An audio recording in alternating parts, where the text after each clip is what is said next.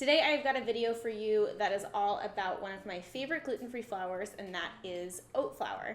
Now, I shared a video earlier this week on the channel that shares my 6 staple, or what I think are the best 6 gluten-free flours to have in your pantry on hand, just to make a lot of different things.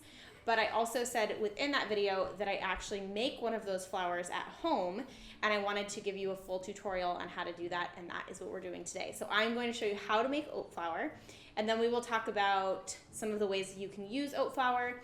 And as always, I have a blog post that goes along with this video, so it has detailed instructions, photos, equipment, and then recipes that you can try that goes along with everything that we're talking about here.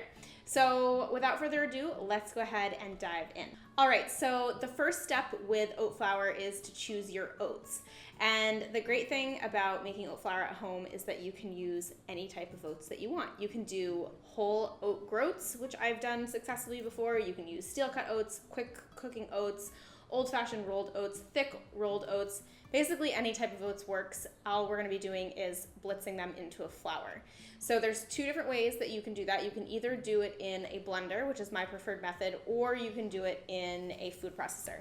I personally find that a blender is better just because it gets it to a finer consistency, and I also think it's faster. If you don't have a blender, you can use a food processor, and if you don't have a high-powered blender, it still should work, but it might take a little bit of shaking the blender jar. So to get started, how you make oat flour is it's really simple. You just choose the oats that you're trying to make, and then you'll add them directly into your blender or your food processor. And like I mentioned, all we're gonna do is blitz them into a flour. So I have a Vitamix, and the Vitamix that I have has a dial that helps me control the speed. So to make oat flour, I actually like to fill my Vitamix jar about halfway full. So in this case, it was about 2.5 cups of oats, and I'll use my dial speed controller thing to slowly increase the speed, and that kind of helps the blade slowly start to pull the oats down into the bottom of the blade, and it helps it just more evenly mix everything within that blender jar. So you'll kind of blitz them, slowly increasing your speed for about 15, maybe 20 seconds. And you shouldn't even need your tamper or anything like that if you have Vitamix. The Blendtec works equally as well, as does a Ninja, I'm sure, or even you can do this in a NutriBullet. And it will eventually just turn into a flour. It should take no more than 15 seconds or so.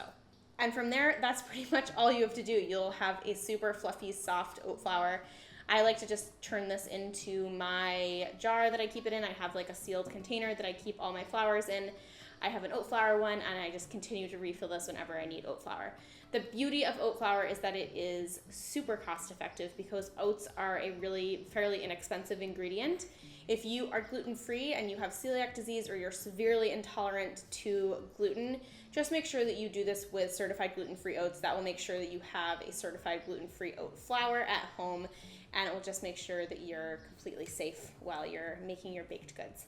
So now let's talk about how you can actually use oat flour. So there are a million different ways to use oat flour. My favorite is in muffins. I love oat flour muffins. I think they are so chewy and soft and fluffy, and they're just so delicious. I have a ton of recipes on the site that use oat flour, especially in the muffins. You can also make banana bread. My friend Remy from Veggiekins has a vegan banana bread that uses oat flour, and I actually haven't personally made it yet. It's on my list, but it's remade all the time on her channel and also on her Instagram, and it just looks so good. So that's another option.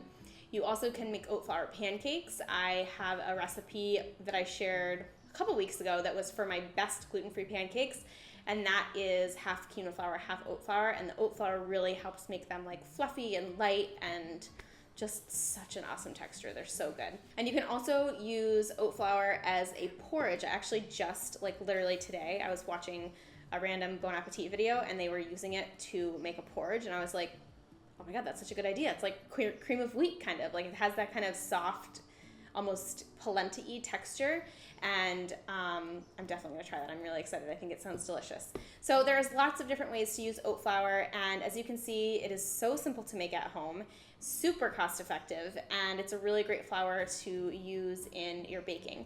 So I hope you guys enjoyed today's video. If you did like it and you like this kind of tutorial style video, please let me know in the comments if there's anything else that you're interested in learning how to make, I will definitely add that to my list. I have a flax egg one coming soon, and we have a quinoa flour one. If there's any other ones you want to know, just let me know.